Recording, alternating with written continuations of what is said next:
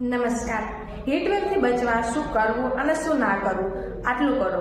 તરસ ના લાગી હોય તો પણ યોગ્ય માત્રામાં પાણી પીવું. શરીરમાં પ્રવાહીની માત્રા ઓછી ના થાય તે માટે ORS દ્રાવણ અથવા છાશ, લસ્સી, લીંબુ પાણી, ભાતનું ઓસામણ અને નારિયેળ પાણીનો ઉપયોગ કરો. ઘરની બહાર જતી વખતે માથાનો ભાગ કપડાં, છત્રી કે ટોપીથી ઢાંકી રાખો. વજનમાં અને રંગમાં હળવા પ્રકારના સુતરાઉ વસ્ત્રો પહેરો.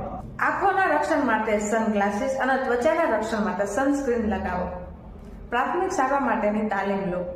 બાળકો, વૃદ્ધ, બીમાર વ્યક્તિ કે વધુ વજન ધરાવતા વ્યક્તિ કે જેઓ લૂના ભોગ બનવાની સંભાવના વધુ ધરાવે છે તેમની વિશેષ કાળજી રાખો.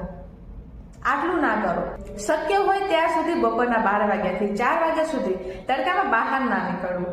શરીરમાંથી પાણીનું પ્રમાણ ઘટાડે તેવા પીણા જેવા કે ચા, કોફી, સોફ્ટ ડ્રિંક્સ ના લેવી. મસાલેદાર, તળેલા, વધુ પડતા મીઠાવાળા આહારનો